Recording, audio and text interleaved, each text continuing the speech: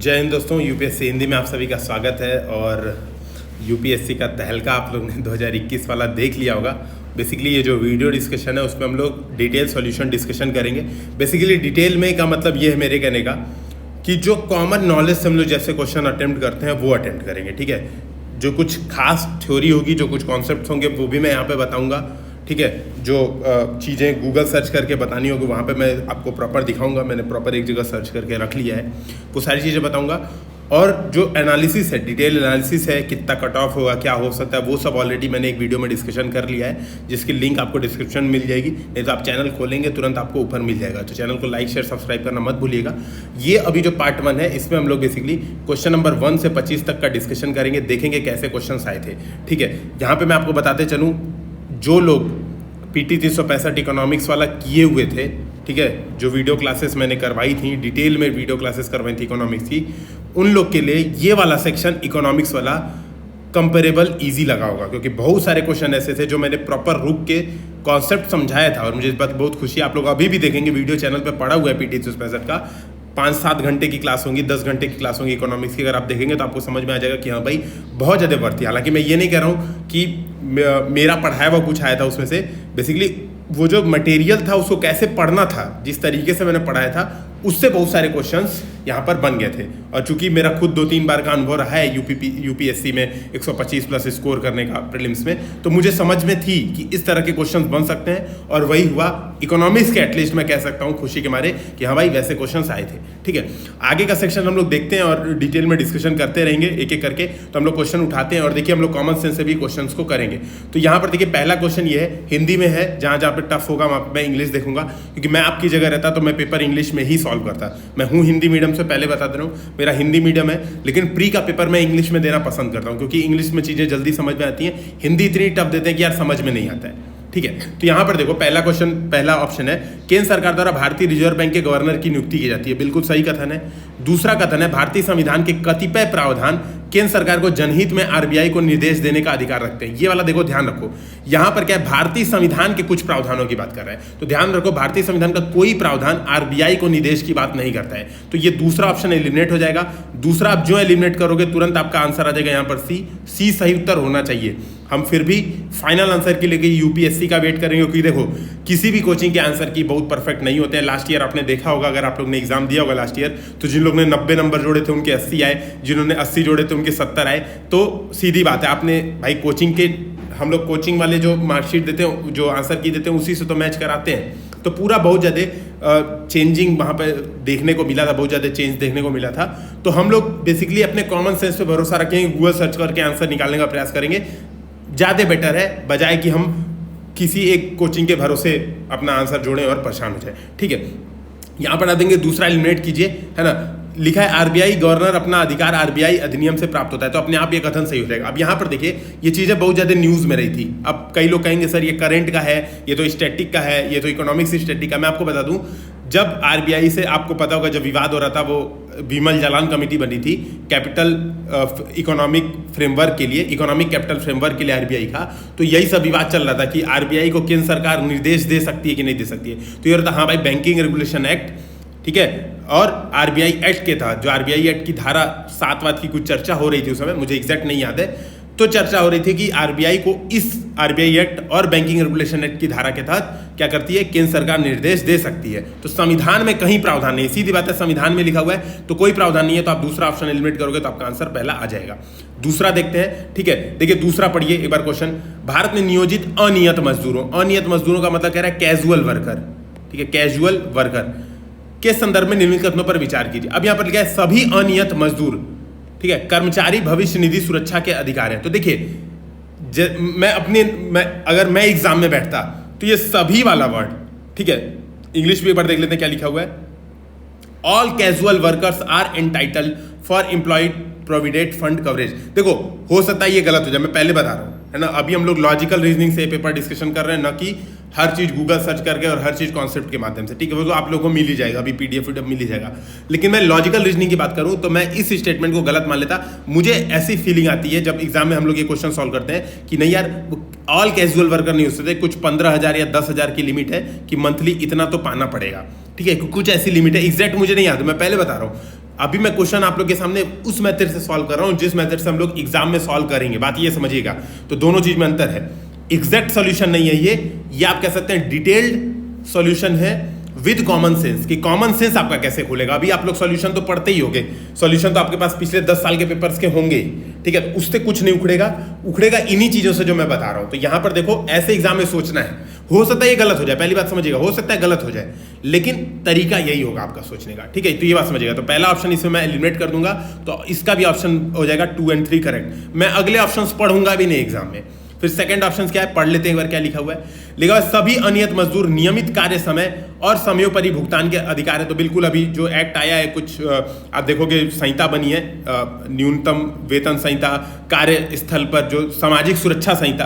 तो सामाजिक सुरक्षा संहिता में बेसिकली ये बात है कि सभी अनियमित मजदूर नियमित कार्य समय और समयोपरि भुगतान, मतलब पार्ट टाइम जो ओवर टाइम जो भुगतान है उसके अधिकार है। सरकार अधिसूचना के तहत यह विनिर्दिष्ट कर सकती है कि कोई प्रतिष्ठान या उद्योग केवल अपने बैंक खातों के माध्यम से मजदूरी का भुगतान करेगा।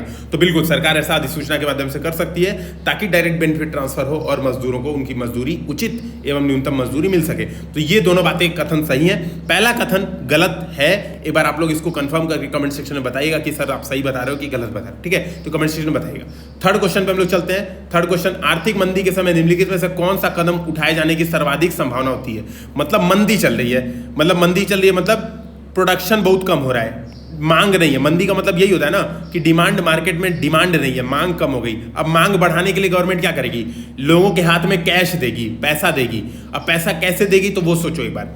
तो पहला लिखा है ऑप्शन, करों की दर में कटौती के साथ साथ ब्याज दर में वृद्धि करना। तो देखो करों की दरों में कटौती सही है, लेकिन जो अगला ऑप्शन देखो भाई, करों में कटौती हो जाएगी तो मान लो पहले मैं इनकम टैक्स देता था 10 लाख रुपया, अब मुझे देना पड़ रहा है केवल 5 लाख रुपया। तो मेरे पास 5 लाख रुपया एक्स्ट्रा बचेंगे तो मैं क्या करूंगा, मंदी डिमांड क्रिएट करूंगा, मैं बिग बिलियन डे पे सेल पे जो उटपटांग चीज खरीदना पड़ लगेगा खरीदूंगा। लेकिन एक चीज और देखो, साथ साथ ब्याज दर में वृद्धि करना। लेकिन देखो ब्याज दर में वृद्धि हो जाती है तो क्या होता है, जो बैंक होते हैं वो अपना पैसा आरबीआई के पास जमा करने लगते हैं, बैंकों के पास महंगा होने लगता है, जो लोन होता है वो महंगा हो जाता है, तो जनता के पास जो पैसा आता है वो कम हो जाता है। तो जनता के पास पैसा कम आएगा तो मंदी सही नहीं होगी। तो ब्याज दर में कमी होनी चाहिए थी, न कि वृद्धि होनी चाहिए। तो पहला ऑप्शन गलत हो गया। दूसरा ऑप्शन है सार्वजनिक परियोजनाओं पर व्यय करना। तो बिल्कुल आप देखोगे अभी मंदी चल रही थी तो प्रधानमंत्री गरीब कल्याण योजना लाए, आत्मनिर्भर भारत योजना लाए, सार्वजनिक परियोजनाओं पर पैसा खर्चा किया है गवर्नमेंट ने। तो बेसिकली वो आंसर सही है, ठीक है। तो गवर्नमेंट जब खर्चा करेगी तो लोग डिमांड क्रिएट होगा, एक्सटर्नल डिमांड गवर्नमेंट क्रिएट करेगी, और इस वजह से क्या होगा कि मंदी, बेसिकली कीन्स का जो कॉन्सेप्ट आप देखोगे, कीनियन इकोनॉमी जो होती है, उसमें यही बात कहा जाती है कि सरकार को मंदी में एकदम आप कह सकते हो एग्रेसिव तरीके से खर्चा करना चाहिए, परियोजनाओं में खर्चा करना चाहिए। कीन भाई साहब ये बात कह के गए हैं। तीसरा स्टेटमेंट भी देख ही लेते हैं, थोड़ा कॉन्सेप्ट भी देखते चलते हैं। करों की दरों में वृद्धि के साथ साथ ब्याज दरों में कमी करना। अब ये देखो ये गलत हो गया, ब्याज दरों में कमी तो सही है लेकिन करों की दरों में ये हो गया। सार्वजनिक परियोजनाओं में व्यय में कमी करना, ये गलत है। आप सार्वजनिक परियोजनाओं में व्यय में कमी कर दोगे, सब्सिडी कमी कर दोगे तो ऑब्वियस सी बात है डिमांड नहीं जनरेट होगी। बेसिकली आप सोचो एक बार, मान लो मुझे मंदी है, तो मंदी क्यों है, ना रोजगार सृजन हो रहा है, ना मार्केट में डिमांड बढ़ रही है। तो मार्केट में डिमांड बढ़ाने के लिए मैं क्या कर सकता हूं, मैं एक काम ये कर सकता हूं, मैं रोड बनवा दूं अपने घर के सामने। अब रोड बनवाऊंगा तो 100 लोग वहां पे रोजगार क्रिएट होगा, वो लोग अपना अपना सामान खरीदेंगे। दूसरी बात, जब रोड बनाऊंगा तो मैं सीमेंट खरीदूंगा, स्टील खरीदूंगा, हर चीज खरीदूंगा, तो आपको दिख रहा होगा कि हाँ भाई डिमांड बढ़ेगी, आर्टिफिशियल डिमांड क्रिएट हो जाएगी जब सरकार सार्वजनिक परियोजनाओं पर व्यय करेगी। तो इसका सही आंसर हो जाएगा बी, तीसरे का बी सही है, ठीक है। ये सेट नंबर कौन सा है, ये सेट नंबर ए है मेरे अनुसार। आप लोग एक बार सेट नंबर चेक कर लीजिएगा, ठीक है। यहाँ पे लिखा भी है, मेरे हिसाब से ए ही है सेट नंबर, ठीक है। अगला देखते हैं चौथा ऑप्शन। चौथा ऑप्शन कह रहा है अन्य बातें अपरिवर्तित रहने पर भी किसी वस्तु के लिए बाजार मांग बढ़ सकती है। मतलब बाकी चीजें अनचेंज हैं। मैं इंग्लिश भी एक बार पढ़ दे रहा हूं ताकि जो इंग्लिश मीडियम है उनको भी दिक्कत ना हो। तो लिखा है other thing remaining unchanged, market demand for a good might increase if. मतलब जो चीजों की जो बाजार की डिमांड है वो बढ़ सकती है, कब, यदि। अब देखो पहला बोला इसकी स्थानापन्न वस्तु की कीमत में वृद्धि हो।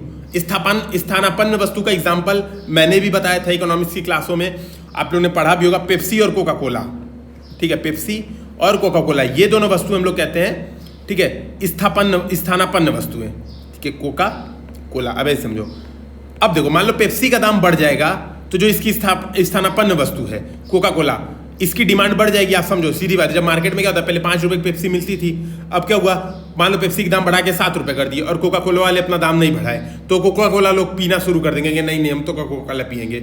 अब देखो, तो इसकी स्थानापन्न वस्तु की कीमत में वृद्धि होगी तो क्या हो जाएगा, वस्तु की मांग में वृद्धि हो जाएगी। जो नॉर्मल वस्तु है, तो मान लो पेप्सी, मान लो कोका कोला है, मान लो एक वस्तु है कोका कोला, ठीक है, इसकी स्थानापन्न वस्तु मतलब सब्स्टिट्यूशन, जो इसके जगह आप उपयोग कर सको। तो मान लो कोका कोला है, अब कोका कोला वस्तु है, पेप्सी इसकी स्थानापन्न वस्तु है, मान लो इसका दाम बढ़ गया तो आप कोका कोला खरीदोगे तो इसकी डिमांड बढ़ जाएगी। तो पहला ऑप्शन सही हो गया, पहला सही होगा, तो मैं एलिमिनेट कर दूंगा 2 3 4 हटा दूंगा। अब देखो, इसकी पूरक वस्तु की कीमत में वृद्धि हो, पूरक वस्तु का मतलब होता है, इसे समझ लो 2 जोड़ी चप्पल, ये पूरक वस्तुओं का एग्जांपल है। तो मान लो ये एक वस्तु है, इसकी दाम में वृद्धि हो रही है, तो ऑब्वियस सी बात है इसके दाम में वृद्धि हो जाएगी, है ना, और इसके दाम में वृद्धि अपने आप हो जाएगी। दूसरी बात, मान लो इसके दाम में वृद्धि हो रही है तो सीधी बात है, ये जो ओवरऑल वस्तु है इसकी डिमांड घट जाएगी, इसकी डिमांड घट जाएगी, क्योंकि ओवरऑल वस्तु का दाम बढ़ेगा। ऐसे समझो, एक तो एग्जांपल चप्पल है, 2 जोड़ी चप्पल है, मान लो राइट साइड की, मान लो 2 जोड़ी चप्पल एक दूसरे का पूरक है, ऐसे समझिए 2 जोड़ी चप्पल एक दूसरे का पूरक है। मान लो राइट साइड वाले चप्पल का दाम बढ़ गया, ठीक है, और राइट साइड वाले चप्पल का दाम बढ़ गया, तो अपने आप देखोगे जो चप्पल है, चप्पल की डिमांड अपने आप में कम हो जाएगी, क्योंकि दाम बढ़ गया है पूरा। अब इसका दूसरा एग्जांपल समझो, थोड़ा सा आप लोग को ज्यादा अच्छे समझ में आएगा। चाय और चीनी, अब चाय और चीनी, ठीक है, ऐसे समझ लो। अब चाय और चीनी क्या है, एक दूसरे के पूरक वस्तुएं हैं, ठीक है। जो लोग चीनी वाले चाय, अब ऐसा नहीं कहते ना सर हम तो शुगर फ्री पीते हैं, चीनी वाला पिए भी नहीं करते हैं, तो उन कुछ खास लोगों को छोड़ के मैं बता रहा हूं। अब देखोगे चीनी का दाम बढ़ जाता है तो चाय की डिमांड कम हो जाती है, या चाय का मतलब चाय के लिए चीनी है, ठीक है, तो चीनी का अगर दाम बहुत ज़्यादा बढ़ गया तो चाय की डिमांड थोड़ी कम हो जाती है, ठीक है, लोग चाय कम खरीदते हैं। तो ये एक तरीका है, बेसिकली आप समझ सकते हो। चप्पल वाला बेस्ट एग्जांपल, अगर याद करना है तो चप्पल वाला बेस्ट एग्जांपल भाई, 2 चप्पल और 2 चप्पल, अगर एक चप्पल का दाम बढ़ गया, दोनों एक दूसरे के पूरक हैं। पूरक होने का मतलब बिना एक दूसरे के दोनों यूजफुल नहीं है भाई, 2 चाहिए ही चाहिए, है ना। जैसे 2 चप्पल आप लोग खाए होंगे बहुत सारे लोग, तो 2 चाहिए ही चाहिए, 1 से काम नहीं चलेगा। तो दूसरा एलिमिनेट हो गया, तो ये गलत है, ठीक है। पूरक वस्तु की कीमत में कमी होनी चाहिए, तो दूसरा एलिमिनेट हो गया, तो दूसरा एलिमिनेट कर दो, तो अब बच गया 1 3 4, तो तीसरा भी एक बार देख ले, यानी चौथा भी सही हो गया। देखो चौथा भी सही होगा, वस्तु कीमत घटती है, वस्तु घटिया किस्म की है और उपभोक्ताओं की आय में वृद्धि हो रही है भाई। अब देखो ये गलत है, वस्तु घटिया कीमत की है। मान लो आप पहले क्या करते थे, पहले आप मान लो सरकारी चावल खरीदते थे, बहुत घटिया किस्म का, मैं मान के चलो भाई, है ना। योगी जी से आप लोग ये वीडियो मत दिखा दीजिएगा शेयर करके, सर देखिए गाली दे रहा है, गवर्नमेंट को गाली नहीं दे रहा हूँ। जनरली लोग मानते हैं राशन की दुकान में घटिया चावल मिलता है। अब आपकी इनकम बढ़ गई तो आप बासमती चावल खरीदोगे, आप राशन क्यों खरीदोगे वहां से जाके। तो सिंपल सी बात है, वस्तु अगर घटिया किस्म की है तो उसकी डिमांड घट जाएगी, ठीक है। तो ये गलत हो गया, तो मेरे हिसाब से आंसर होना चाहिए 1 और 4, ठीक है। इसका सही आंसर ए होना चाहिए, 1 और 4, ठीक है, ये इसका आंसर होगा। अगला हम लोग देखते हैं 5वां क्वेश्चन, ठीक है। तो देखिए आपको दिख रहा होगा कि फीलिंग से, कॉन्सेप्ट से, अगर आपके कॉन्सेप्ट सही है तो यूपीएससी के क्वेश्चन आप लोग कर सकते हो। अगला है भारत में शहरी सहकारी बैंकों के संदर्भ में। अब ये देखो, ये वाला टॉपिक भी मैंने पीटी 365 में डिटेल में समझाया था, प्रॉपर रुक के, ज्यादा अर्बन कोऑपरेटिव बैंक रुक के समझाया था भैया, ये देख लो, ये बहुत ज्यादा न्यूज में है। लिखा है राज्य सरकारों द्वारा स्थापित स्थानीय मंडलों द्वारा उनका परीक्षण और विनियमन किया जा रहा है। ये स्टेटमेंट गलत है। अभी आप लोगों ने न्यूज में पढ़ा होगा कि आरबीआई ने इनका विनियमन अपने हाथों में लिया है, ठीक है। तो दोहरा विनियमन सामान्यतः होता है राज्य सरकार और आरबीआई का, तो आरबीआई का विनियमन तो होता ही है, तो राज्य सरकारों द्वारा स्थापित स्थानीय मंडलों से नहीं होता है। पहला ऑप्शन गलत। अब देखो आपने पहला ऑप्शन गलत कर दिया तो आपका अपने आप बी आंसर सही हो जाएगा, मतलब दूसरा और तीसरा कथन सही है। पूछा भी है कौन से सही है, दूसरा तीसरा सही है। तो क्या लिखा है, वे इक्विटी शेयर और अधिमानी शेयर जारी कर सकते हैं। अभी इनको अलाउ किया गया है कि आप इक्विटी शेयर और प्रेफरेंशियल शेयर, अधिमानी शेयर का मतलब होता है प्रेफरेंशियल शेयर, आप जारी कर सकते हैं। उन्हें वर्ष 1966 में एक संशोधन के द्वारा बैंककारी विनियमन अधिनियम, देखो पता नहीं क्या है बैंककारी विनियमन अधिनियम, 1949 के कार्यक्षेत्र में लाया गया। तो इंग्लिश पढ़ लेते हैं, बैंकिंग रेगुलेशन एक्ट होना चाहिए। लिखा they were brought under the purview of banking regulation act 1949 through an amendment in 1966, ठीक है। तो आपको दिख रहा होगा ये भी सही है, ये भी सही है। बेसिकली इसमें करना कुछ नहीं था, पहला ऑप्शन एलिमिनेट कर दो। आपको ये पता होना चाहिए था कि आरबीआई इसकी जो है इसका जो रेगुलेटर है वो आरबीआई है। ये हम लोग ने अपने टेस्ट सीरीज में भी पूछा हुआ है और ये पीटी 365 में भी कराया हुआ क्वेश्चन है, ठीक है। तो यहाँ पर आपको दिख जाएगा, और मतलब 1 करेक्ट इनकरेक्ट हो गया तो 2 और 3 बी आंसर करेक्ट, ठीक है। यहाँ पर आपको दिख रहा होगा। तीसरा देखते हैं, भारतीय सरकारी बॉन्ड प्रतिफल किन से प्रभावित होता है, ठीक है। बेसिकली कह रहा है गवर्नमेंट ऑफ इंडिया के जो बॉन्ड यील्ड होते हैं वो किससे प्रभावित होते हैं।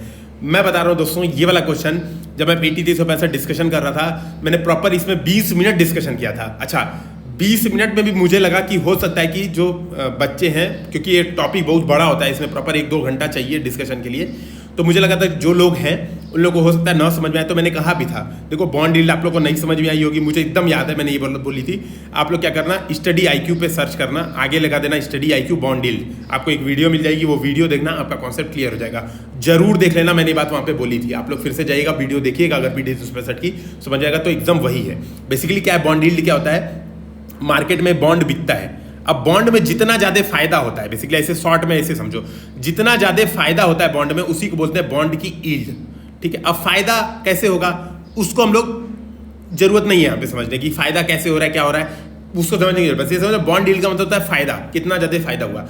अब बोला किस पे डिपेंड करेगा, मतलब जो बॉन्ड यील्ड है वो किन किन चीज से प्रभावित होगा, मतलब फायदा जो है, जो बॉन्ड की खरीदी बिक्री में, जो गवर्नमेंट ऑफ इंडिया जो बॉन्ड खरीद बिक्री कर रही है मार्केट में, ठीक है, उसकी बिक्री खरीद में जो फायदा हो रहा है उसकी घटोत्तरी बढ़ोतरी कैसे होगी, वृद्धि या घटोत्तरी कैसे होगी, ये किस पर निर्भर करेगा। तो ये किस पर निर्भर करेगा, यही ऑप्शन दिया, किन किन चीजों, इनमें से बताओ किन किन चीजों। अब देखो एक चीज मैं बता रहा हूं, जो बॉन्ड की खरीद बिक्री बेसिकली होती है, उसके अगर डिमांड में वृद्धि होती है, देखो बॉन्ड की अगर डिमांड बढ़ रही है, ठीक है, बॉन्ड की डिमांड अगर बढ़ रही है तो सीधी बात है उसकी प्राइस महंगी हो जाएगी, ऐसे समझ लो, डिमांड बढ़ गई उसकी प्राइस महंगी हो जाएगी, प्राइस महंगी हो जाएगी तो उसकी बॉन्ड यील्ड कम हो जाएगी। तो जल्दी demand inversely proportional to yield होता है, तो जितना ज्यादा डिमांड होगा उतना यील्ड कम हो जाएगी। अच्छा, डिमांड किस पे निर्भर करता है, डिमांड निर्भर करता है जोखिम, कैसा जोखिम है मार्केट में, डिमांड निर्भर करता है कितनी सप्लाई है, ठीक है, तो इन चीजों पर बॉन्ड यील्ड डिपेंड करता है। उसी को हम लोग यहाँ पर देख के ऑप्शंस में समझेंगे,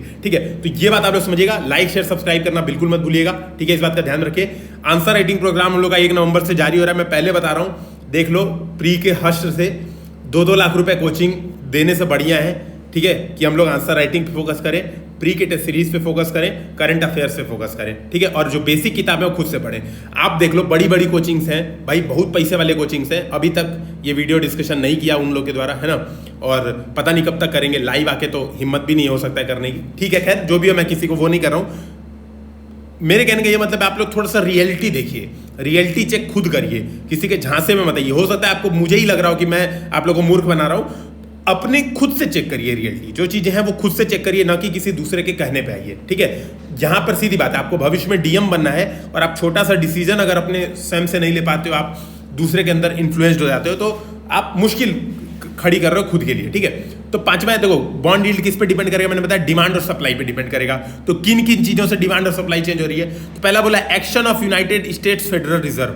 अब मान लो यूनाइटेड स्टेट फेडरल रिजर्व ने क्या किया, एक्शन लिया। क्या एक्शन लिया, मान लो वहां की बॉन्ड की दरें बढ़ा दी, ब्याज दर बॉन्ड पे बढ़ा दिया उसने, तो ब्याज दर बढ़ा देगा तो क्या होगा, लोग ज्यादा प्रेफर करेंगे इनके बॉन्ड को। समझना, मैंने आपसे ये बात समझाई थी कि बॉन्ड यील्ड किस पर डिपेंड करेगा, जोखिम मार्केट में है कि नहीं। तो सामान्यतः ये माना जाता है कि जो यूएसए की इकोनॉमी है वो सबसे कम जोखिम वाली है, ठीक है। संप्रभु जो ऋण है, जो गवर्नमेंट बॉन्ड है, वो सबसे स्ट्रांग पावर कौन है, यूएसए सबसे स्ट्रांग पावर है, तो जो इनके बॉन्ड होंगे वो सबसे सेफेस्ट बॉन्ड होंगे। अब सेफेस्ट बॉन्ड पे एक्शन लिया वहां के फेडरल रिजर्व ने, बोला कि ठीक है ब्याज दर ज्यादा दे रहे हैं, तो लोग क्या करेंगे, वही वाला बॉन्ड खरीदना शुरू कर देंगे। जब वो वाला बॉन्ड खरीदना शुरू कर देंगे तो जो इंडिया का जेम्स बॉन्ड होगा वो क्या होगा, गिरने लगेगा। तो इंडिया का जेम्स बॉन्ड हुआ, गिरने लगेगा, तो इन्फ्लुएंस्ड हो गया। तो पहला वाला सही हो गया कि भैया इन्फ्लुएंस हो रहा है, उनका जो खरीदारी बिक्री चल रही है वो हमारे बॉन्ड पे भी खरीदारी बिक्री पे इंपैक्ट डालेगा। दूसरा, action of reserve bank of India. अब रिजर्व बैंक ऑफ इंडिया क्या करती है, ओपन मार्केट ऑपरेशन करती है, आपको पता होगा। ओपन मार्केट ऑपरेशन में रिजर्व बैंक ऑफ इंडिया क्या करती है, बॉन्ड की खरीद बिक्री करती है ओपन मार्केट में। तो मान लो सप्लाई ज्यादा कर दी, मैंने बताया था दूसरा किस पे डिपेंड करता है, सप्लाई पे। सप्लाई ज्यादा कर देगी तो बॉन्ड यील्ड घट जाएगी, सप्लाई कम कर देगी तो बॉन्ड यील्ड बढ़ जाएगी, सॉरी उल्टा हो जाएगा। सप्लाई ज्यादा कर देगी तो बॉन्ड का प्राइस कम हो जाएगा, बॉन्ड का प्राइस कम हो जाएगा तो बॉन्ड यील्ड बढ़ जाएगी, ठीक है। ये उल्टा मैंने बताया था, इनवर्सली प्रोपोर्शनल है, ठीक है, प्राइस के इनवर्सली प्रोपोर्शनल होता है बॉन्ड यील्ड, ठीक है। फिर तीसरा दे रहे, तो पहला दूसरा सही है। अब तीसरा देख लेते हैं, inflation and short term interest rate, ठीक है। तो बिल्कुल ऑब्वियस सी बात है, शॉर्ट टर्म इंटरेस्ट रेट पे भी डिपेंड करेगा, ठीक है। भाई इंटरेस्ट रेट ज्यादा मिल रहा है बॉन्ड पे, तो सीधी बात है आप ये कह सकते हो बॉन्ड पे इंटरेस्ट रेट ज्यादा है तो क्या करेंगे लोग, वो खरीदेंगे, है ना, तो बॉन्ड खरीदेंगे। इंटरेस्ट रेट कम है बॉन्ड पे तो लोग वो नहीं खरीदेंगे, ठीक है, ये बात समझिएगा आप लोग, ठीक है। तो इसका सही आंसर हो जाएगा 1 2 3, तीनों चीज पर डिपेंड कर रहा है। 7वां हम लोग देखते हैं, ठीक है। बोला विच of the following can be included in foreign direct investment. मैं हिंदी वाला पढ़ लेता हूँ, नहीं तो अभी हिंदी मीडियम वाले बुरा मान जाएंगे, हालांकि बुरा मानना नहीं चाहिए यार, यूपीएससी का पेपर हिंदी में मुझे ज़्यादा टफ लगता है।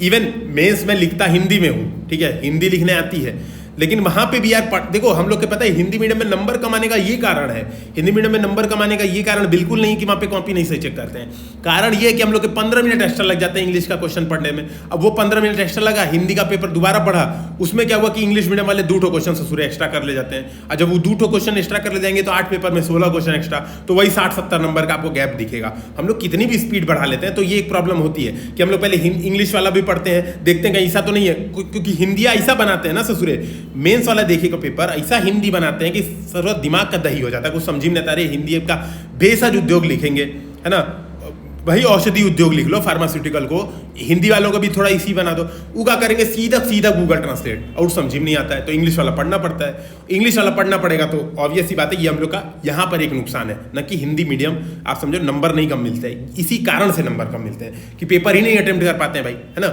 तो यहाँ पर देखिएगा इन चीजों में हम लोग बाद में डिस्कशन करते रहेंगे। यहाँ पर देखते हैं तो बोला है विदेशी प्रत्यक्ष निवेश किनको किनको माना जा सकता है, ठीक है। मैं इधर उधर की बातें इसलिए बीच बीच में कर ले रहा हूं ताकि आप लोग को भी मनोरंजन बना रहे, पेपर देखने में कॉमन सेंस लगाते रहे। तो विदेशी मुद्रा संपरिवर्तनीय बॉन्ड मतलब foreign convertible currency bond, foreign currency convertible bond, FCCB इसको बोलते हैं। तो पहला दिल, अब ये क्या है, फॉरेन करेंसी कन्वर्टिबल बॉन्ड का मतलब ये होता है, देखो विदेशी निवेश का मतलब आपको पता होगा कि कंपनी के शेयर में भागीदारी, मतलब कंपनी का जो डिसीजन मेकिंग है जब उसमें कोई बाहरी कंपनी भागीदारी निभाने लगती है तो उसको हम लोग बोलते हैं विदेशी निवेश, प्रत्यक्ष विदेशी निवेश, एफडीआई बोलते हैं। अच्छा, ये फॉरेन करेंसी कन्वर्टिबल बॉन्ड क्या होते हैं, ये बॉन्ड ये होते हैं कि परिपक्वता अवधि पर इक्विटी शेयर में कन्वर्ट हो जाते हैं, इन्हीं बॉन्ड को बोलते हैं। मतलब जब परिपक्वता अवधि हो जाती है तो इक्विटी शेयर में कन्वर्ट हो जाते हैं, तो यानी इक्विटी शेयर में कन्वर्ट हो जाएंगे, इसका मतलब है इसको हम लोग विदेशी निवेश मानते हैं। तो पहला सही हो जाएगा, तो बी और सी ऑप्शन गलत, ठीक है, बी और सी ऑप्शन गलत, है ना। अब जो एक और हम सही कर लेंगे तुरंत हो जाएगा। तो बोल रहा है कुछ शर्तों के साथ विदेशी संस्थागत निवेश, तो आपको पता होगा फॉरेन इंस्टीट्यूशनल इन्वेस्टमेंट अगर ग्रेटर देन 10% आता है तो आपको पता होगा इसको हम लोग एफडीआई कहते हैं। तो कुछ शर्तों के साथ ये बिल्कुल सही है, ठीक है। और जमा तो होगा नहीं भाई, जमा कोई अनिवासी भारत में जमा कर रहा है तो इसको हम लोग विदेशी निवेश थोड़ा ना मानते हैं। तो ये सीधे सीधे आप देख रहे हो गलत हो गया, तो सी और डी गलत हो गया, तो ऑप्शन अपने आप ए सही हो गया, 1 2 1 3, ठीक है। इंग्लिश में भी एक बार देख लेते हैं ताकि इंग्लिश मीडियम वालों को दिक्कत ना हो। तो नॉन रेजिडेंशियल एक्सटर्नल डिपॉजिट, इसको एफडीआई नहीं मानते, एलिमिनेट कर दो, ठीक है। यहां पर आप देखो फॉरेन करेंसी कन्वर्टिबल बॉन्ड, ये सही हो गया, मैंने पहले बताया था ये सही हो गया, तो अपने आप ये आंसर सही, तो केवल 3 गलत हो जाएगा। यानी foreign institutional investment with certain condition, ये भी सही है। ग्लोबल डिपॉजिटरी रिसिप्ट, ये भी सही। ग्लोबल डिपॉजिटरी रिसिप्ट का मतलब क्या होता है, भारतीय कंपनियां अपने जो शेयर होती हैं वो दूसरे मार्केट में डिपॉजिटरी रिसिप्ट जारी करके बेचती हैं, ठीक है, तो उसको बोलते हैं हम लोग ग्लोबल डिपॉजिटरी रिसिप्ट। अगला देख लेते हैं, किसी मुद्रा के अवमूल्यन का प्रभाव यह है कि वह अनिवार्य रूप से, अब देखो यहां पर क्वेश्चन थोड़ा फंसा रहा है, ठीक है, यहां पे इंग्लिश वाले पढ़ लेता हूं। The effect of devaluation of currency is that it necessarily, है ना, मतलब बोला अनिवार्य रूप से। अब देखो बोला डिवैल्यूएशन, डिवैल्यूएशन का मतलब क्या होता है, ऐसे समझ लो तो ज्यादा समझ, मान लो $1 में 70 रुपया मिल रहा था। अब गवर्नमेंट ऑफ इंडिया क्या की, जानबूझ कर, डिवैल्यूएशन का मतलब होता है जानबूझ कर रेट घटाना, $1 में बोल रही है कि हम 80 रुपए देंगे, ठीक है, तो इसको बोलते हैं डिवैल्यूएशन। अब ये समझो, अब पढ़ो ऑप्शन क्या लिखा है, increase the foreign value of domestic currency, तो देखो ये गलत हो गया, है ना, फॉरेन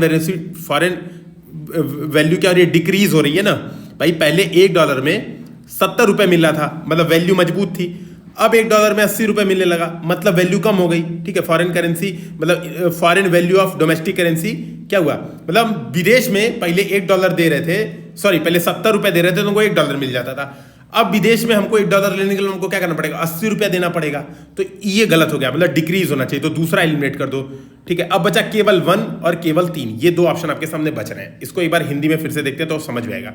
विदेशी बाजारों में घरेलू निर्यातों की प्रतिस्पर्धात्मकता को बढ़ाता है, ठीक है, व्यापार संतुलन में सुधार लाता है, 2 चीजें। अब देखो ये दोनों हो सकते हैं, अपने आप में ये दोनों चीज हो सकते हैं, लेकिन बोल रहा है क्वेश्चन अनिवार्य रूप से, तो यहां पर बेस्ट सिलेक्शन के साथ आपके पास जाना पड़ेगा, है ना। होते दोनों हैं, जनरली क्या होता है, देखो जब हम लोग करेंसी डिवैल्यूएट कोई कंट्री करती है तो क्या होता है, उस करेंसी की डिमांड बढ़ जाती है। उस करेंसी का डिमांड बढ़ने का मतलब ये होता है, कोई करेंसी का प्राइस घटा, प्राइस घटा का मतलब डिमांड बढ़ा, डिमांड बढ़ने का मतलब होता है कि आयात महंगा हो गया और निर्यात सस्ता हो गया। उस देश में निर्यात सस्ता हो जाता है। अब इसका बेसिक कॉन्सेप्ट आप लोग पढ़ते रहिएगा, गूगल सर्च करते रहिएगा, ये भी मैंने पीटी इंस्टीट्यूट में बहुत डिटेल में समझाया था, इस पे भी माथा पच्ची हो गई थी समझाने में, ठीक है। तो ये बात समझिएगा, ठीक है। अब यहां पर क्या है, इस बात को थोड़ा सा समझते हैं हम लोग कि लेकिन व्यापार संतुलन जरूरी नहीं, क्यों? क्योंकि व्यापार संतुलन बहुत सारी चीज का है। जैसे मान लो अनिवार्य वस्तुएं हैं जो है ना, ये हम लोग ने मेंस आंसर राइटिंग में भी करवाया क्वेश्चन। जैसे जो अनिवार्य वस्तुएं, जैसे आप देखोगे पेट्रोलियम, तो कच्चा तेल का आयात तो हमें करना ही पड़ेगा भाई। तो जरूरी थोड़ा ना कि हमारा ट्रेड जो बैलेंस है वो सही हो, जरूरी नहीं है, हो सकता है सही लेकिन जरूरी नहीं है। लेकिन विदेशी बाजारों में प्रतिस्पर्धात्मकता जो है वो श्योरिटी से सही होगी। क्यों? क्योंकि जो हमारा आप कह सकते हो जो निर्यात है हमारा, वो निर्यात सस्ता हो जाएगा। निर्यात सस्ता हो जाएगा का मतलब यह है कि हमारी जो प्रतिस्पर्धात्मकता है विदेशी बाजारों में वो श्योरिटी के साथ बढ़ जाएगी। तो इसका सही आंसर हो जाएगा ए, ठीक है। तो 8 क्वेश्चन हम लोग ने कर लिया। 9वां क्वेश्चन करते हैं, भारत में काले धन के सृजन के निम्नलिखित प्रभावों में से कौन सा भारत सरकार की चिंता का प्रमुख कारण है? मतलब कह रहा है कि भारत में काले धन का सृजन हो रहा है, उसका बहुत सारा इंपैक्ट हो रहा है। काले धन का सृजन हो रहा है, बहुत सारा इंपैक्ट हो रहा है। अब बहुत सारा इंपैक्ट हो रहा है तो उससे सरकार की चिंता का प्रमुख कारण क्या है उन इंपैक्ट्स में? तो देखो सारा इंपैक्ट हो रहा है, 1 2 3 4 सारा इंपैक्ट हो रहा है, लेकिन सरकार इसमें चिंतित क्यों हो रही है? कह रही है कि भैया सरकार चिंतित क्यों हो रही है इसके कारण। तो देखो सरकार चिंतित, अब यहां पर आप थोड़ा सा देखना, राजनीतिक दलों को बड़े चंदे एवं क्षेत्रवाद का विकास, सरकार काले धन से इस कारण चिंतित नहीं है बहुत ज्यादा, ठीक है। कर अपवंचन के कारण राजकोष में राजस्व की हानि, इस कारण भी सरकार बहुत ज्यादा चिंतित नहीं, क्योंकि कर अपवंचन, ठीक है, लिमिटेड है, मतलब हो सकता है। इन दोनों के कारण सरकार चिंतित है। अब इन दोनों में जो आपको बेस्ट लगे वो आपको टिक करना पड़ेगा वहां पे, ये आपका रिस्क है ना, ये एसोसिएटेड रिस्क होता है इसमें। अब देखो यही मैंने आपसे बोला था जब मैं कट ऑफ डिस्कशन कर रहा था, तो मैं यही कह रहा था कि कट ऑफ 90 जाएगा। अगर पिछले साल के साथ पेपर देखो तो ये 90 ±2 जाएगा, लेकिन कट ऑफ चेंज हो सकता है अगर इन वाले क्वेश्चंस के आंसर कोई कोचिंग सही से नहीं दे पाई। जैसे यूपीएससी क्या करेगा, ए या बी में से एक ही मानेगा, ठीक है, लेकिन कोचिंग वाले क्या कहेंगे ए और बी दोनों सही है, लेकिन यूपीएससी नहीं मानेगा ए और बी सही। तो इनके आंसर की में आप जितना नंबर जोड़ोगे 90 92 जो आप जोड़ रहे हो, और जो यूपीएससी का आंसर की में 90 92 होगा, तो दोनों में डिफरेंस आ जाएगा। ये बात मैंने शुरुआत में बोली थी। यहां पर देखो मुझे ज्यादा सही लग रहा है कि यहां पर ये बेटर है, ठीक है, सॉरी ए ऑप्शन, स्थावर संपदा के क्रय और विलासिता युक्त आवास में निवेश के लिए संसाधनों का अपयोजन। मतलब सरकार इस वजह से परेशान है, लोग क्या कर रहे हैं, रियल एस्टेट में खूब ज्यादा पैसा लगाना शुरू कर दे रहे हैं। कहाँ है इंग्लिश वाला, एक बार देख लेते हैं, सॉरी इंग्लिश वाला नीचे देख लेते हैं, ठीक है, तो क्लियर हो जाएगा। बेसिकली मुझे जहां तक मुझे लग रहा है, diversion of resources to the purchase of real estate and investment in luxury housing. तो सरकार इस वजह से परेशान है कि लोग क्या कर रहे हैं भाई, कॉमन आदमी को, आम आदमी को मकान दिलवाना सरकार की इच्छा है, लेकिन लोग क्या कर रहे हैं भाई, ये हो नहीं पा रहा है। और लोग क्या कर रहे हैं, जो काला धन है उसका इन्वेस्टमेंट सब यही करते हैं, रियल एस्टेट में इन्वेस्टमेंट करते हैं, इस वजह से इसके प्राइसेस बहुत बढ़ते जा रहे हैं। तो सरकार के परेशानी का सबसे बड़ा कारण ये है, हालांकि बी भी हो सकता है, investment in unproductive activities and purchase of precious stone jewellery gold. तो सरकार की परेशानी का भी कारण है कि वो क्या रहा है, आयात बहुत ज्यादा गोल्ड वोल्ड का करना पड़ जा रहा है, और ठीक है, तो ये 2 कारण हो सकते हैं, इसमें से ए बेस्ट मुझे लग रहा है, ठीक है। तो मैं पहले बता रहा हूं ए बेस्ट होना चाहिए, ठीक है। अगला क्वेश्चन देख लेते हैं, है ना, 10वां प्रश्न बोला है, कौन सा अपने प्रभाव में सर्वाधिक मुद्रा स्फीति कारक हो सकता है ना, मतलब कौन सा अपने प्रभाव में। देखो ये भी न्यूज में रहा, और ये भी मैंने पीटी 365 में डिटेल में डिस्कशन किया था जब हेलीकॉप्टर मनी का कॉन्सेप्ट डिस्कशन कर रहा था, जहां पर हेलीकॉप्टर मनी और आरबीआई द्वारा जो अभी आपको पता होगा बोला गया कि नोट छाप दो, बोला है ना कि भाई कोविड-19 में नोट छाप दो। तो उसका सबसे बड़ा निगेटिव कारण ये था कि अगर नोट छाप दो, जैसे आपको पता होगा अभी कोविड-19 के समय भारत सरकार का बजटरी जो डिफिसिट है वो 7% के आसपास चला गया, बहुत ज्यादा बढ़ गया है। तो वहां पे कई लोग आरबीआई को सजेशन दे रहे थे कि घाटे को पूरा करने के लिए नोट छाप दो, मार्केट से लोन वोन मत उठाओ, नोट छाप दो। तो नोट छापने का जो दुष्प्रभाव था कि भैया नोट फ्री में मार्केट में आ जाएगा, तो क्या करेगा, मुद्रास्फीति बहुत ज्यादा बढ़ा देगा। तो इसका सही आंसर हो जाएगा डी, बजट घाटे के वित्तीयन के लिए अगर नई मुद्रा का सृजन करेंगे, नोट छाप देंगे, ठीक है, नोट छाप देंगे तो क्या हो जाएगा भैया, तो बवाल हो जाएगा, ठीक है। तो सबसे ज्यादा मुद्रास्फीतिकारी ये काम होगा, ठीक है। एक सेकंड,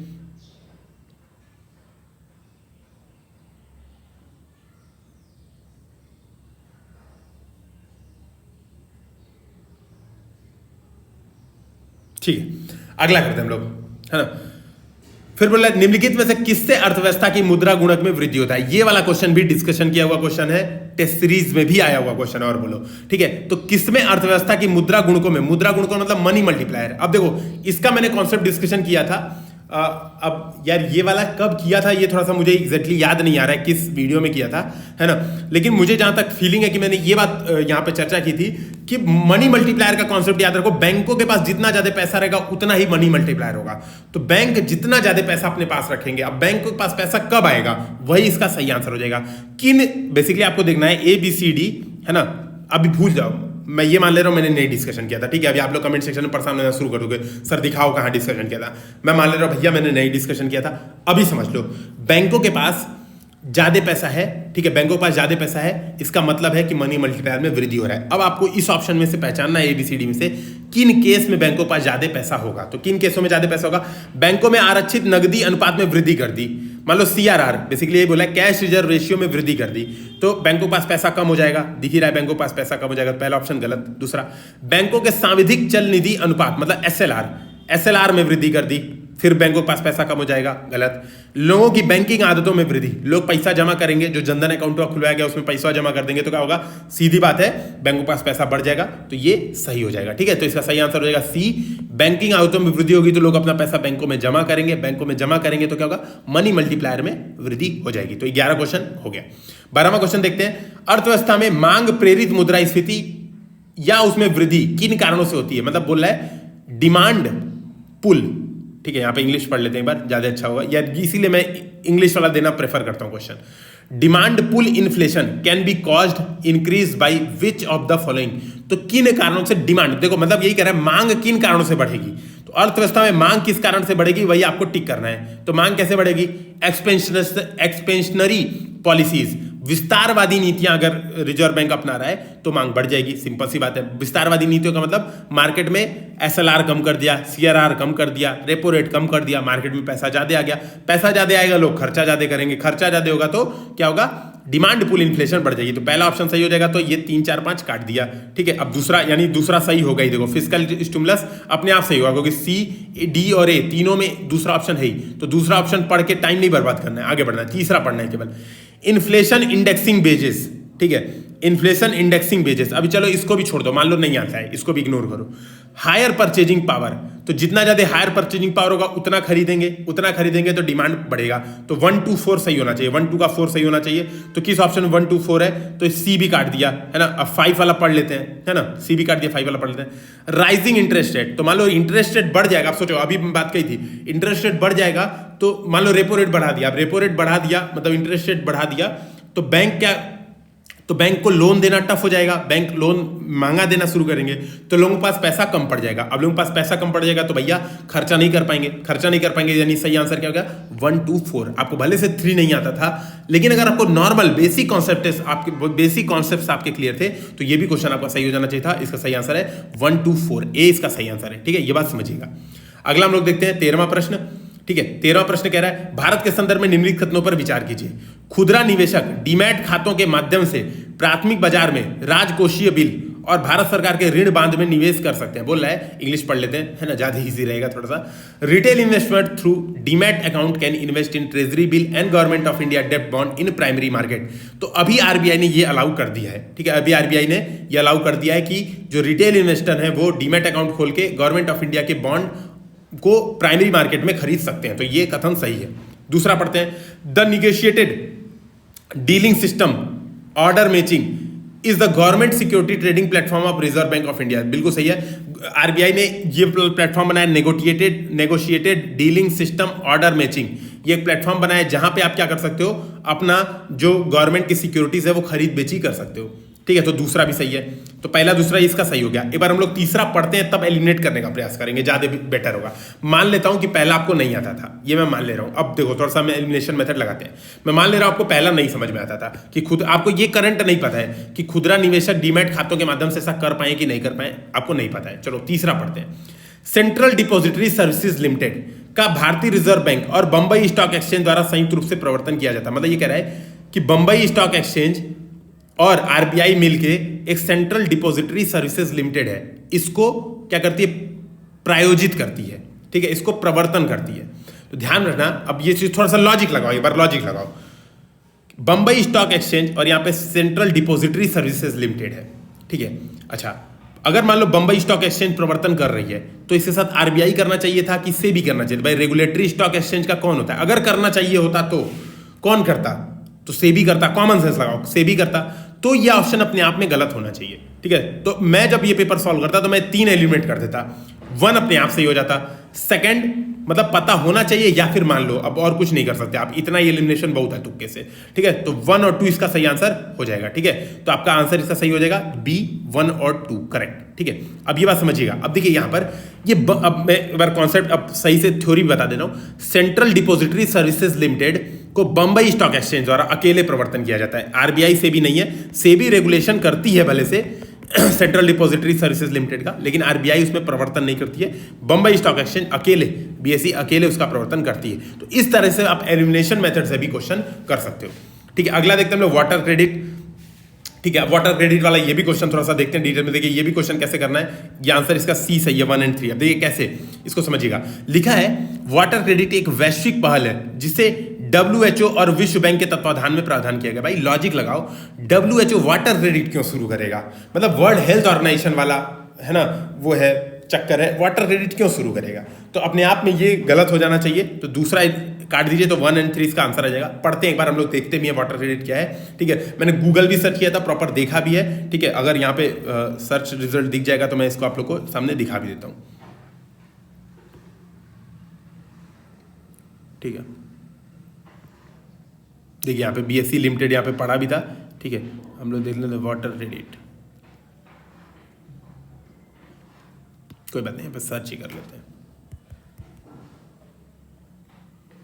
देखो यहीं पर है वाटर इज द वे, ठीक है। water.org है ना। यही लोग बेसिकली जो water.org है ना, यही लोग ने शुरू किया वाटर क्रेडिट, ठीक है। यही लोग ने वाटर क्रेडिट शुरू किया है। इसके बारे में आप लोग देखना, इस पे गूगल, इसको मतलब यही जो वेबसाइट है इसको खोल के देखना, ठीक है, कि ये क्या है water.org। इसी में आपको पता चल जाएगा। अब मैं आपको ये बता देता हूँ है क्या, यहीं पे पढ़ ही लेते हैं हम लोग। यह जल एवं स्वच्छता क्षेत्र में कार्य करने के लिए सूक्ष्म वित्त साधनों को लागू करता है। मतलब वाटर एंड सैनिटाइजेशन सेक्टर में क्या करता है, माइक्रो फाइनेंस प्रोवाइड करता है। यहाँ पे देखो इंग्लिश में पढ़ लो क्या लिखा हुआ है, it puts micro finance tools to work in the water and sanitization sector. तो बिल्कुल सही है। It aims to enable the poor people to meet their water needs without depending on subsidies, ठीक है। तो ये भी सही बात है। तो 1 और 3 दोनों सही है, ठीक है। 2 अपने आप में गलत हो गया, तो सी इसका सही आंसर। क्योंकि WHO क्यों स्टार्ट करेगा वाटर एंड सैनिटाइजेशन के लिए कोई वाटर क्रेडिट, मतलब क्रेडिट वाला पैसा वाला सिस्टम WHO क्यों स्टार्ट करेगा? लॉजिक ये लगना चाहिए, ठीक है। तो ये इसको काट दीजिए। अच्छा, इन लॉजिक्स में हो सकता है एक आध क्वेश्चन आपके गलत भी हो जाए, ठीक है। मैं पहले बता रहा हूं, मैं प्योर लॉजिक की बात कर रहा हूं। चेक भी किया है मैंने, हालांकि मैंने चीजों को चेक किया है, लेकिन फिर भी एक यूपीएससी, देखो मैं सम्मान करता हूं यूपीएससी का, इसलिए मैं इस बात को बोल रहा हूं। मैं कोचिंग संस्थानों की तरफ से ऐसे गारंटी नहीं ले सकता कि 100% सही है। भैया आज तक 100% सही पेपर का इसका सॉल्यूशन यूपीएससी के अलावा कोई नहीं जारी कर पाया है, कोई नहीं। मैं आपको बता रहा हूं 2018 का जब यूपीएससी ने आंसर की जारी की थी, 2019 वाली जारी नहीं की है, शायद कर दी है। एक बार देखिए 2019 का रिजल्ट 20 का गया, हाँ 19 वाली कर दी है। 19 वाली आप मिला लीजिएगा, आज तक कोचिंग इंस्टीट्यूट ने लगभग 7 से 8 क्वेश्चन के आंसर अभी तक नहीं सही किए अपने, मतलब अपनी पीडीएफ में चेंज भी नहीं किया है। और यूपीएससी वालों ने अपडेटेड दे दिया है। यूपीएससी ने बहुत सारे आंसर नहीं माने जो कोचिंग इंस्टीट्यूट ने सही माने। बड़े बड़े कोचिंग से देखे थे, विजन, केएसजी, दृष्टि, जितनी बड़ी बड़ी कोचिंग से मैंने सबसे मैच कराया था, सबसे देखा भी था उस समय जब प्री दे के आया था। अलग वहां पे आता है, जब आप अपना रिजल्ट देखोगे तो वहां पे नंबर अलग आते हैं। तो ये बहुत ब्लंडर होता है इन कोचिंग से, इसीलिए मैं 100% नहीं बोला, लेकिन 95% प्लस एक्यूरेसी यहां पर मिलेगी आपको, ठीक है। अगला है, भारत में अंतिम उधारदाता लेंडर ऑफ लास्ट रिसोर्ट के रूप में केंद्रीय बैंक के कार्य में सामान्यतः निम्नलिखित में क्या सम्मिलित है, ठीक है। तो केंद्रीय बैंक क्या करता है, अन्य स्रोतों से ऋण प्राप्ति में विफल होने पर व्यापार एवं उद्योग निकायों को ऋण प्रदान करना। देखिए ये गलत है, व्यापार एवं उद्योग निकायों को ऋण नहीं देता है, ठीक है, विफलता पे, है ना। ये देता है बेसिकली बैंकों को, ठीक है, ये बेसिकली बैंकों को ऋण देता है। तो अस्थायी संकट के समय बैंकों के लिए चल निधि, मतलब बैंकों के लिए पैसा उपलब्ध कराना, इसी को बोलते हैं लेंडर ऑफ लास्ट रिसोर्ट। मतलब बैंक जाते हैं गिड़गिड़ा के, कहते हैं भैया हमें पैसा दे दो, हमें पैसा दे दो, है ना। तो ये होता है एक बार, है ना, ये होता है फंक्शन। तो दूसरा सही है, पहला गलत है। तो पहला सही है, पहला गलत है, दूसरा सही है। तो ये 2 ऑप्शन एलिमिनेट हो गया, बचा बी और सी।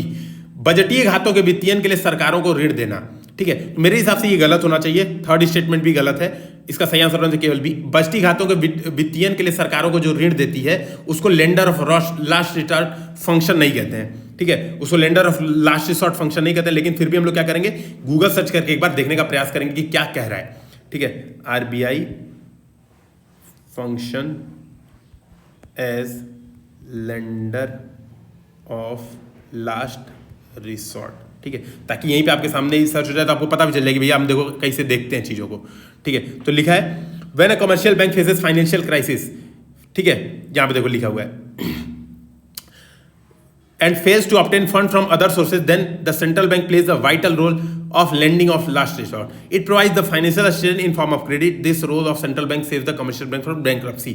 तो क्लियर बात है, समझिएगा, ठीक है। लेंडर ऑफ लास्ट रिसोर्ट का मतलब बैंक्रप्सी से बचाने के लिए जो बैंकों को पैसा देता है उसको बोलते हैं हम लोग लेंडर ऑफ लास्ट रिसोर्ट। तो इसका सही आंसर हो जाएगा केवल बी। कॉन्सेप्चुअल क्वेश्चन है, ध्यान रखना है, सी ऑप्शन गलत है। इसको आप लोग ने सुना होगा, वेज एंड मीन एडवांसेस, ये सब इसको बोलते हैं, WMA, ये सब फंक्शंस इसको बोलते हैं। अगला है 16वां प्रश्न, निम्नलिखित में से किसके अंगीकरण को प्रोत्साहित करने के लिए R2 व्यवहार संहिता, R2 कोड ऑफ प्रैक्टिसेस साधन उपलब्ध कराती है। इंग्लिश पढ़ लेते हैं यार, हिंदी समझ में नहीं आता है कई बार। R2 code of practices constitutes a tool available for promoting the adaptation of, तो इसका सही आंसर हो जाएगा इलेक्ट्रॉनिक रिसाइकलिंग इंडस्ट्री, ठीक है। तो R2 कोड ऑफ प्रैक्टिसेस होती हैं जो इलेक्ट्रॉनिक रिसाइकलिंग इंडस्ट्रीज को, आपको पता होगा global e waste monitoring report आई थी, वहां पर कहा गया था कि भारत विश्व का तीसरा सबसे बड़ा जो आप कह सकते हो जो ई वेस्ट प्रोड्यूसर है। उसी समय गवर्नमेंट ने ये सब, मतलब आप देखा होगा आपने, जो वेस्ट है ई वेस्ट विनियमन संहिता भी गवर्नमेंट जारी की। उन्हीं सब प्रावधानों के अधीन गवर्नमेंट ने ये जारी किया है R2 कोड ऑफ प्रैक्टिसेस, ठीक है। तो R2 code of practices basically क्या करता है, ये इन्वायरमेंटली रिस्पॉन्सिबल प्रैक्टिसेस इन इलेक्ट्रॉनिक रिसाइकलिंग इंडस्ट्री। तो ये कहता है कि भैया कैसे कैसे जो रिसाइकलिंग इंडस्ट्री है वो किन चीजों का ध्यान रखेंगे, तो इसका सही आंसर हो जाएगा ए, ठीक है। 17वां प्रश्न देख लेते हैं हम लोग, ताम्र प्रगलन संयंत्रों के बारे में चिंता कारण क्या। अब देखो ये ऐसे जो प्रश्न है ना दोस्तों, ये वाले जो प्रश्न है, ये वाले प्रश्न हर कोचिंग के आंसर में अलग अलग मिलेंगे और यहीं पे आपका जो कट ऑफ होगा वो चेंज होगा, ठीक है। तो ये बात समझिएगा, ये रियलिटी है, इसको एक्सेप्ट करिए, इसको ये मत सोचिएगा कि सर मेरी कमी है। देखो मुझे तो पता है कि मेरी कमी है, क्योंकि मेरे अंदर मुझे पता है कि एक लिमिटेड ही नॉलेज होती है, किसी के अंदर भी एक नॉलेज लिमिटेड होती है। आप हर चीज़ का, भाई मैं अपने आप को मानता हूँ मैं बहुत बड़ा ज्ञानी नहीं हूँ, है ना, ये तो मैं अपनी स्वीकार करता हूँ, लेकिन ये हर लोग को स्वीकार करना चाहिए। मुझे लगता है कि एक लिमिट के आगे आप चीज़ों को नहीं पढ़ सकते, नहीं जान सकते चीज़ों को, तो यहाँ पर आपको स्मार्ट गेस करना ही पड़ेगा। तो बोला कॉपर स्मेल्टिंग जो संयंत्र होते हैं, जो कॉपर स्मेल्टिंग जो संयंत्र होते हैं, इंग्लिश में क्या लिखा है, प्लांट्स हो गए स्मेल्टिंग प्लांट। चलो इस बार पौधा नहीं दिया हिंदी ट्रांसलेशन, भाई बचा लिया, संयंत्र दिया है। यूपीएससी ने ही एक बार क्या किया था, स्टील प्लांट को इस्पात का पौधा ट्रांसलेट किया था। तो ऐसी है यूपीएससी, इस बार तो छोड़ दी, इस बार तो कॉपर स्मेल्टिंग ने तो इसे लिखा ताम्र प्रगलन पौधा के संदर्भ में। अब आधे हिंदी मीडियम वालों दिमाग खराब जाएगा, ताम्र प्रगलन का पौधा कब से शुरू हो गया, तो सोचेंगे कई ठौरे, अपना और दिमाग लगाएंगे, अरे फाइटो रेमिडिएशन एटो XYZ वीडियो में पढ़े हुए थे, फाइटो रेमिडिएशन, उसी से होता होगा ये क्वेश्चन, और गलत सलत करके आएंगे। तो ये प्लांट है, तो कॉपर स्मेल्टिंग जो प्लांट होता है, बोला है कि क्या क्या प्रॉब्लम है, क्यों कॉज ऑफ कंसर्न है ये। तो बोला कार्बन मोनोऑक्साइड को निर्मुक्त करते हैं, मान ही लेना चाहिए भाई CO निर्मुक्त करेंगे ही, सल्फर डाइऑक्साइड को एक प्रदूषक के रूप में निर्मुक्त करेंगे, बिल्कुल सही। देखो बेसिकली कॉपर जो होता है ना, वो कॉपर आप समझो, जो कॉपर होता है स्मेल्टिंग का मतलब क्या, खनिज से कॉपर निकालना, यही स्मेल्टिंग प्रोसेस है। मतलब खनिज जो होगी, जो कॉपर मिनरल होगा, वहां से हम कॉपर को अलग कर रहे हैं। तो खनिज में बहुत सारी चीजें होंगी भाई, कॉपर सल्फेट होगा, कॉपर ऑक्साइड होगा, है ना, बहुत सारी चीजें होंगी। अब वो जब रिएक्शन करेंगी अंदर ही अंदर, है ना, रिएक्शन करेंगी तो बहुत सारी चीजों को निकालेंगी। तो क्या क्या निकालेंगे, कार्बन मोनोऑक्साइड भी निकाल सकती हैं, कॉपर स्लैग पर्यावरण में कुछ भारी धातुओं के निच्छालन का कारण भी बन सकता है। आपको पता होगा, सीधी बात है, क्या कहते हैं, आप देखोगे बेरियम, मरकरी, बहुत सारी जो भारी धातुएं हैं वो कॉपर स्मेल्टिंग से निकलती हैं। तो ये भी सही है। तो दूसरा, तीसरा, पहला, मेरे हिसाब से तीनों सही होना चाहिए। फिर भी एक बार यूपीएससी का आंसर की हम लोग को इसके लिए इंतजार एग्जैक्ट के लिए करना ही पड़ेगा, लेकिन मेरे हिसाब से ये तीनों स्टेटमेंट सही है। गूगल सर्च करके भी यही मिल रहा है, आप गूगल सर्च भी करोगे तो यही आपको मिलेगा, तीनों स्टेटमेंट सही मिलेंगे, ठीक है। अगला बोला है भट्ठी तेल, फर्नेस ऑयल। तो फर्नेस ऑयल बेसिकली आप देखते होगे, जब आप लोगों ने 10th 11th में पढ़ा होगा ये चीज़, है ना, बेसिक साइंस का क्वेश्चन है। जब हम लोग पेट्रोलियम पदार्थों का जब वो करते हैं, आसवन करते हैं, भंजक जब रिफाइनिंग करते हैं, तो यहाँ पर गैसेज आते हैं, ये लिक्विड आते जाता है, जो सबसे नीचे बसता है, ठीक है, सबसे नीचे बसता है, आप देखोगे वही वो क्या बोलते हैं, वो जो लिप बाम हम लोग लगाते हैं वो सब होता है, और फर्नेस ऑयल बसता है, ठीक है। तो ये बेसिकली क्या है, तेल परिष्करणियों जो रिफाइनरीज हैं, जो अब देखो इस बार यूपीएससी ने फिर भी बहुत अच्छा किया है, हिंदिया का बगलिया में इंग्लिशियो देवनागरी में लिख दिया है। अच्छा, जो लोग मेंस में रोते रहते हो ना, सर इंग्लिश में लिखें, कैसे लिखें, क्या करें, ऐसे ही लिखना है, रिफाइनरी की स्पेलिंग ये नहीं लिख के आनी है, ठीक है, ये नहीं लिखना है। जब आप लोग को मेंस में अगर लिखना है, ठीक है, एक सेकेंड,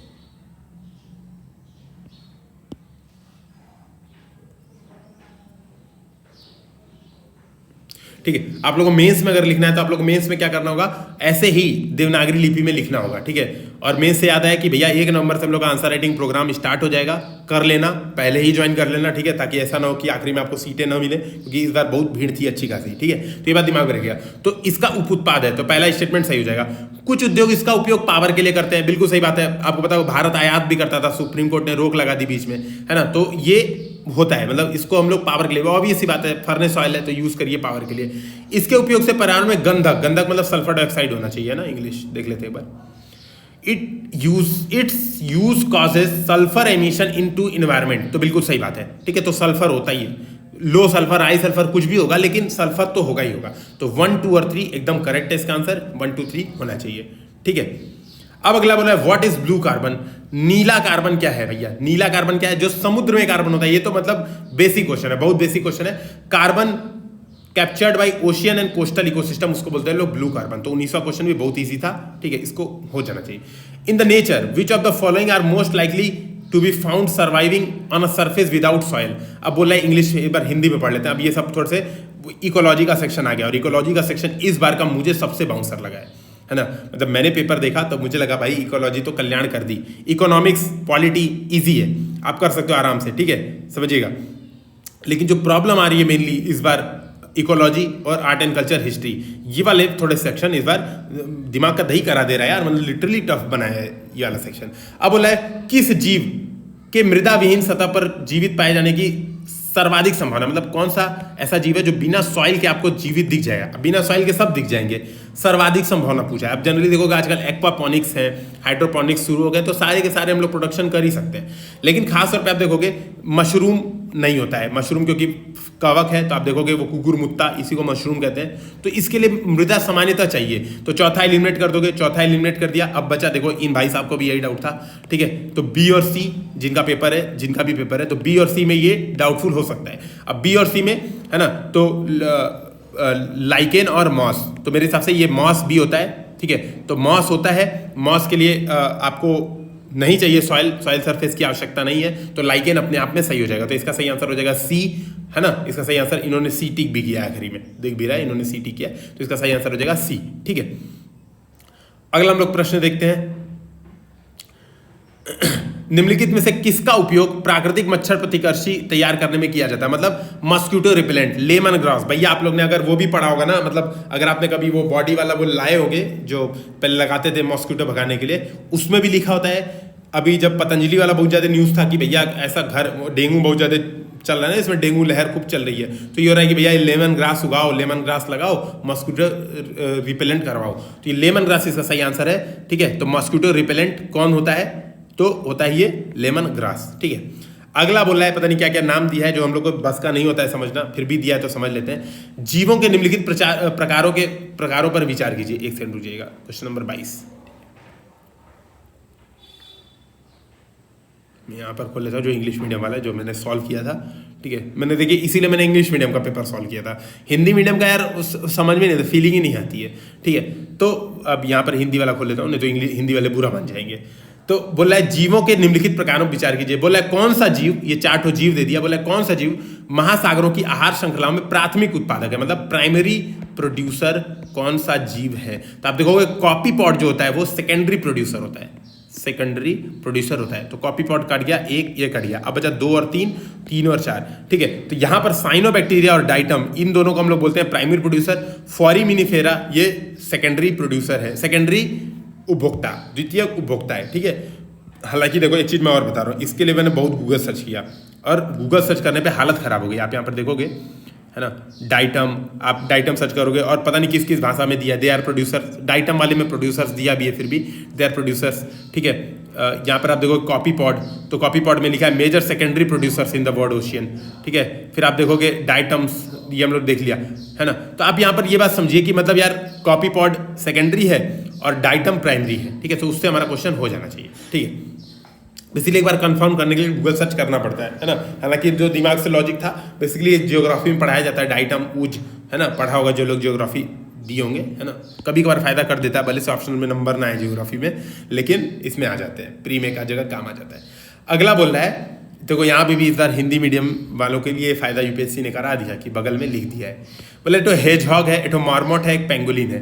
तो कौन से ऐसे जीव जंतु हैं जो पकड़े जाने के लिए खुद को लपेट के गोल गोल घुरिया जाते हैं, गोल गोल हो जाते हैं, ठीक है, जैसे ऐसे सीधे रहेंगे गोल गोल हो जाएंगे। तो इसका सही आंसर है हेजहॉग और पेंगोलिन। ये दोनों क्या करते हैं, लपटा जाते हैं गोल गोल, ऐसे गोल गोल खुद को सिकोड़ लेते हैं, ठीक है। मार्मोट नहीं करता है।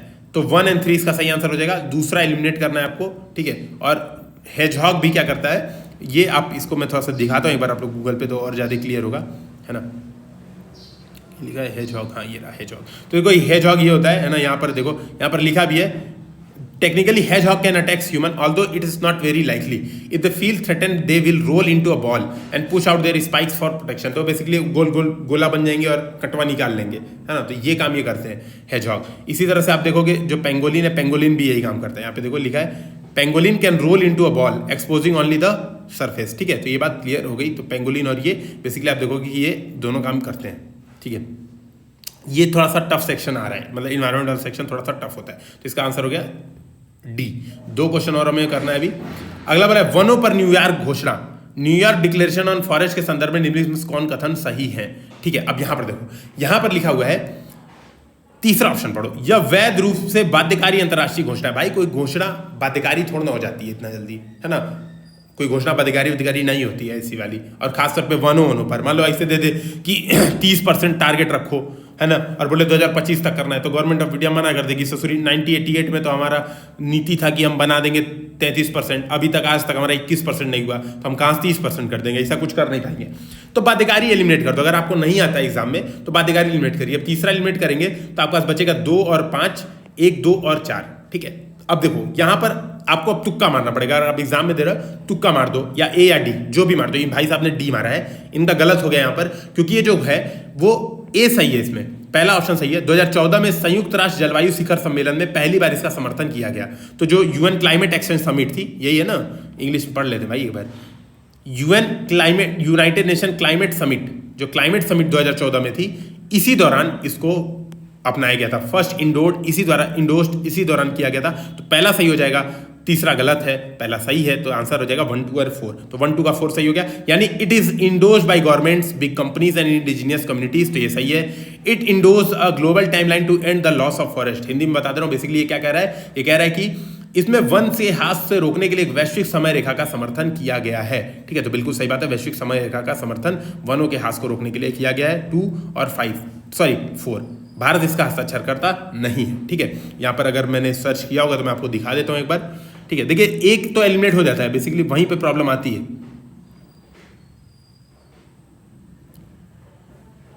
ठीक है। जान दो, मतलब सही बता रहा हूँ, उसके लिए परेशान मत होइए, है ना। जब गूगल नहीं सर्च किया तो काहे करे। आखिरी क्वेश्चन कर लेते हैं। तो फिर अगला बोल रहा है तंत्रिका अपहास। अब ये वाला क्वेश्चन फिर वही वाला क्वेश्चन आ गया जिसमें पूरी दुनिया डाउट में रहेगी, और यही वाला क्वेश्चन जिसका सही हो जाएगा उसका सिलेक्शन आसानी से हो जाएगा। देखो क्या है, बोला न्यूरो डिजनरेटिव समस्याओं के लिए, और मैं बता दूंगा मैं क्या टिक करता। अच्छा, इसमें आप मैंने रिसर्च पेपर 2-3 देखे। मैंने पहले देखो, मैंने क्वेश्चन पढ़ते ही पहले मैंने 1, 2, 3, 4, 5 मार दिया था, ठीक है। उसके बाद मैंने रिसर्च पेपर भी देखे, तो वहां पे भी कुछ क्लियर नहीं हो पा रहा है। तो मैं आप लोग को बहुत चीज दिखा दूंगा जो मैंने पढ़ा है ना, जो मैंने खोजा है। लेकिन 1, 2, 3, 4, 5 मेरे हिसाब से एक बेस्ट ऑप्शन है, आप टिक कर दो। बेसिकली कह रहा है भाई, मैंने इस बात को डिस्कशन भी किया था, इंग्लिश में एक बार पढ़ लेते हैं, है ना।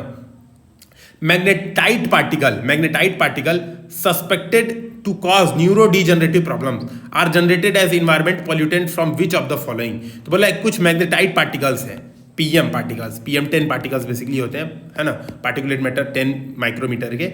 बोले कि ये किन चीज़ों से निकलते हैं, किन चीज़ों से, brakes of motor vehicle, engine of motor vehicle, microwave stoves, power plants, ठीक है, और टेलीफोन लाइंस। तो बोला 4-5 तो दे रहा है कि इन चीजों से निकलते हैं। बेसिकली जहां जहां लोहा होता है, तो लोहा जब क्षरित होता है, छोटा छोटा पार्टिकल जो निकलता है, उससे ये होते हैं। तो इसका सही आंसर होना चाहिए 1, 2, 3, 4, 5 मेरे हिसाब से। लेकिन अब जो भी आंसर देगी यूपीएससी, हम लोग उसी को मानेंगे। हम लोग इसका एक बार देख लेते हैं, मैं आपको थोड़ा सा बता देता हूं ताकि आप लोग को ये लगे कि नहीं सर देखे हैं प्रॉपर। देखिए यहाँ पर मैंने प्रॉपर रिसर्च किया मैग्नेटाइट, है ना। यहाँ पर आप देखोगे, यहाँ पर जो महार एट ऑल, ये प्रॉपर रिसर्च पेपर है। यहाँ पर आप देखो, यहाँ पर कहाँ बताया कहाँ से मिलता है, ठीक है, लिखा है कि ह्यूमन एक्टिविटी और ह्यूमन एक्टिविटी से ये बढ़ रहे हैं एंथ्रोपोजेनिक मटेरियल हो रहे हैं। कोल फ्लाई ऐश, तो पहला यहाँ पे दिया कोल फ्लाई ऐश। अब देखो यहाँ पे, ठीक है, यहाँ पे coal fly ash black toner powder, जो आप लोग बेसिकली देखते हो ना, जो घर में प्रिंटर यूज करते हो काले कलर का, वो टोनर लगता है प्रिंटर में, वहां से भी निकलता है। ठीक है, तो यहाँ पर ह्यूमन एक्टिविटीज यहाँ पर देखो बताया हुआ किन किन ह्यूमन एक्टिविटीज से निकलता है। ठीक है, black tone powder demetalise culture human lung cell into vector, मतलब ये बड़ा खतरनाक हो जाता है, ह्यूमन ब्रेन वेन के लिए बहुत इंपैक्ट पड़ता है।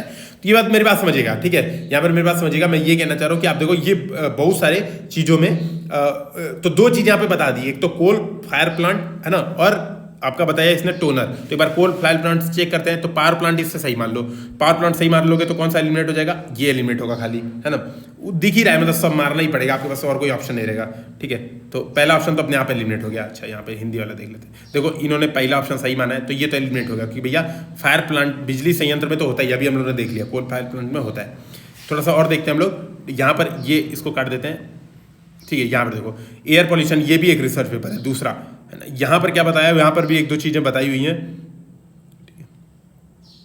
Biological printer toner leaky stoves, अब लीकी स्टोव्स कौन सा, माइक्रोवेव है कि नहीं है, वो चीज यहाँ पे नहीं है। बर्निंग फ्यूल पे तो है, देखो लिखा भी आयरन, मतलब बेसिकली ऐसे समझिए, जहां जहां आयरन इंप्योरिटी होगी, ठीक है, वहां वहां ये एयर पॉल्यूशन क्रिएट करेगा। ठीक है, वहां ये एयर पॉल्यूशन क्रिएट करेगा। तो इसको मतलब यही सोच के आप यहाँ पर टिक कर सकते हैं मेरे हिसाब से, ये आप सोचिए टिक कर देंगे तो आपका हो जाना चाहिए यहाँ पर क्वेश्चन। ठीक है, तो 25 क्वेश्चन कंप्लीट हो गया। अगले 25 क्वेश्चन के लिए रमन सर और सत्यप्रकाश सर आपके साथ जुड़ेंगे, है ना। तब तक के लिए जय हिंद जय भारत। और जो यूपी पीसीएस है उसके लिए भी ये पेपर आप लोग देखिए, यूपी पीसीएस के लिए, यूपी पीसीएस का रिवीजन बैच चल ही रहा है, उसको करते रहिए। ठीक है, जय हिंद जय भारत।